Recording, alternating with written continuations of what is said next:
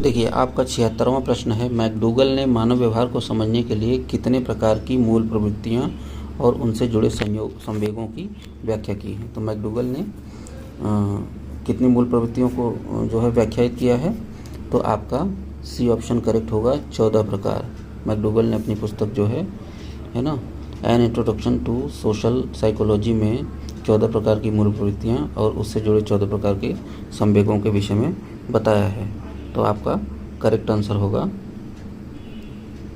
सी। फिर आप देखिए 77वां सवाल, सूक्ष्म शिक्षण चक्र के भारतीय प्रतिमान के अनुसार सूक्ष्म शिक्षण की कुल अवधि कितनी निर्धारित की गई है। ये प्रश्न कई बार आया है और बहुत पूछा जाता है। तो इसमें देखिए सीधा सा आंसर है 36 मिनट। ठीक है, तो आप 36 मिनट यानी बी ऑप्शन करेक्ट होगा आपका, इसको लगाइए, बिल्कुल सही होगा।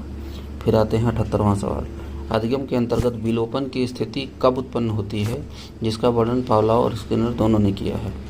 विलोपन की स्थिति जब अनुबंधित उद्दीपक के बाद बार बार स्वाभाविक उद्दीपक न दिया जाए, यानी अनुबंधित उद्दीपक के बाद स्वाभाविक उद्दीपक न दिए जाने पे विलोपन की स्थिति पैदा होती है। तो आपका ए ऑप्शन करेक्ट होगा, इसको आप लगाइए तो बिल्कुल सही होगा।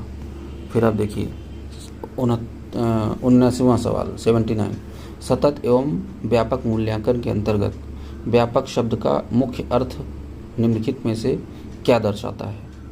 तो देखिए आप इसको ऑप्शन को अच्छे से पढ़ेंगे तो आपको समझ में आ जाएगा। संज्ञानात्मक और सहसंज्ञानात्मक दोनों क्षेत्रों का मूल्यांकन जो है वो व्यापक मूल्यांकन कहलाता है, यानी कि संज्ञानात्मक और उसके बाहर की चीज़ें यानी सहसंज्ञानात्मक दोनों चीज़ें इसके अंतर्गत आती हैं। तो फिर देखिए आपका बी ऑप्शन करेक्ट होगा। 80वां सवाल क्वेश्चन नंबर 18, इसमें देखिए बुद्धिमापन के इतिहास में प्रथम सफल और व्यवहारिक बुद्धि परीक्षण का निर्माण 1905 में किसके द्वारा किया गया।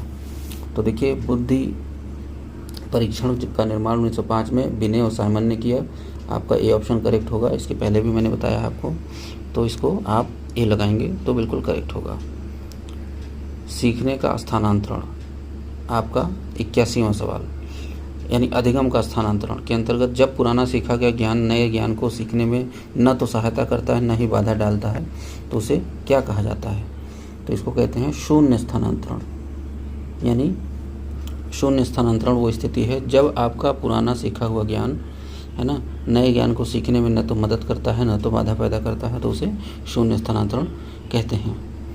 फिर आते हैं 82वां सवाल, 82 नंबर पे आप देखिए, कौन सी ग्रंथि मानव शरीर की लंबाई और हड्डियों के विकास को नियंत्रित करने के लिए ग्रोथ हार्मोन स्रावित करती है, जिसे मास्टर ग्रंथि भी कहा जाता है।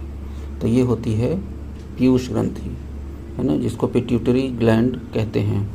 ठीक है, पीयूष ग्रंथि को मास्टर ग्लैंड या पिट्यूटरी ग्लैंड भी कहा जाता है। तो बी ऑप्शन आपका करेक्ट होगा। फिर आइए आप 83वां सवाल, 83वां प्रश्न आपका है, गिलफोर्ड के बुद्धिमापन मॉडल के अनुसार है ना बुद्धि के कारकों को किन 3 आयामों में विभाजित किया गया। बुद्धि के कौन से 3 कारक उन्होंने बताए हैं, है ना। तो आपका बी ऑप्शन करेक्ट होगा, संक्रिया, विषय वस्तु और उत्पाद। संक्रिया, विषय वस्तु और उत्पाद, है ना, ऑपरेशंस, कंटेंट्स एंड प्रोडक्ट्स। तो ये आपका बी ऑप्शन करेक्ट होगा, ये लगाइए, बिल्कुल सही है। फिर आप देखिए 84 नंबर पे 84, व्यक्तित्व मापन की प्रासंगिक अंतर्बोध परीक्षण TAT परीक्षण जिसको कहते हैं शॉर्टकट में TAT परीक्षण विधि के प्रतिपादक कौन है, जिसमें 30 रंगीन कार्डों का उपयोग किया जाता है। तो ये ऑप्शन आपका बी करेक्ट होगा। मार्गन और मरे 2 वैज्ञानिक थे जिन्होंने TAT परीक्षण को विकसित किया, तो मार्गन और मरे को लगाइए, बिल्कुल सही होगा। फिर आप देखिए 85 नंबर पे, पियाजे के संज्ञानात्मक विकास के अनुसार किस अवस्था में बच्चा परिकल्पनात्मक निगमात्मक तर्क करने में सक्षम हो जाता है। तो ये आपकी औपचारिक जो संक्रिय अवस्था है ना, बिल्कुल लास्ट, इसमें वो बच्चा जो है परिकल्पनात्मक निगमात्मक तर्क करने में सक्षम हो जाता है। फिर आप देखिए 86वां सवाल 86, स्किनर के क्रिया प्रसूत सिद्धांत के अनुसार पुनर्बलन अनुसूची में कौन सी अनुसूची सबसे अधिक प्रभावी और अस्थायी व्यवहार उत्पन्न करती है। तो ये देखिए इसमें आपका चर या परिवर्तनीय अनुपात अनुसूची, यह आपका करेक्ट आंसर होगा। इसको आप लगाएंगे तो बिल्कुल सही होगा। फिर आइए, शिक्षा का अधिकार अधिनियम 2009 RTE एक्ट 2009 के अनुसार प्राथमिक स्तर 1 से 5 पर शिक्षक छात्र अनुपात कितना होना चाहिए। इसके पहले भी ये प्रश्न आया है और बहुत पूछा जाता है। बेसिक क्वेश्चन है, इसको आप बिल्कुल सही करके आइए। तो आपका 30 और 1 का अनुपात होता है, जिसमें 30 बच्चों पे 1 अध्यापक की व्यवस्था RTE एक्ट 2009 में की गई है। फिर आप देखिए 88वां सवाल, राष्ट्रीय शिक्षा नीति 2020 NEP 2020 के अनुसार स्कूली शिक्षा के पुराने 10+2 ढांचे के स्थान पर किस नए शैक्षिक पैटर्न को लागू किया गया। तो इसको मैंने पहले भी बताया है, आपका है 5+3+3+4, ये पैटर्न आपका नया पैटर्न है RTE एक्ट 2020 और NEP एक्ट 2020 के अंतर्गत।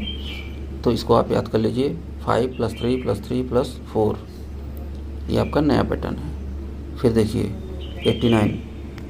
89वां सवाल, विशेष आवश्यकता वाले बच्चों की लेखन अक्षमता, निम्नलिखित अक्षरों का आकार विकृत होना और लिखने में कठिनाई शामिल है, क्या कहलाती है। डिस्ग्राफिया। डिस्ग्राफिया एक ऐसी अक्षमता है जिसमें बच्चा लिखने में अक्षम होता है, साथ में उसकी लेखन में विकृत आती है, जैसे साफ लिखता नहीं, गलत लिखता है। तो ये चीज़ें डिस्ग्राफिया के अंतर्गत आती हैं। डिस्ग्राफिया एक इस तरह का विकार है, तो भी ऑप्शन आपका करेक्ट होगा।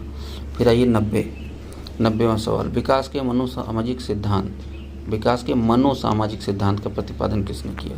इसमें संपूर्ण मानव जीवन को 8 क्रमिक अवस्थाओं में बांटा गया है। तो मनोसामाजिक सिद्धांत जो है वो एरिक्सन का है, इसको आप अच्छे से याद कर लीजिए। एरिक्सन का सिद्धांत है मनोसामाजिक सिद्धांत, साइकोलॉजिकल डेवलपमेंट थियरी, ये एरिक्सन का है और बहुत पूछा जाता है। इसको डायरेक्ट आप बी ऑप्शन लगाएंगे, सही होगा। तो इस प्रकार आपके 90 प्रश्न पूरे हुए। अगले वीडियो को मैं लाके आपके सामने प्रस्तुत करता हूँ। यदि ये वीडियो हेल्पफुल लगे तो आप जो है चैनल को लाइक करें, सब्सक्राइब करें, शेयर करें और कमेंट बॉक्स में बताएं कि कौन से टॉपिक पे आपको जो है महत्वपूर्ण प्रश्नों को जानना है, समझना है। धन्यवाद।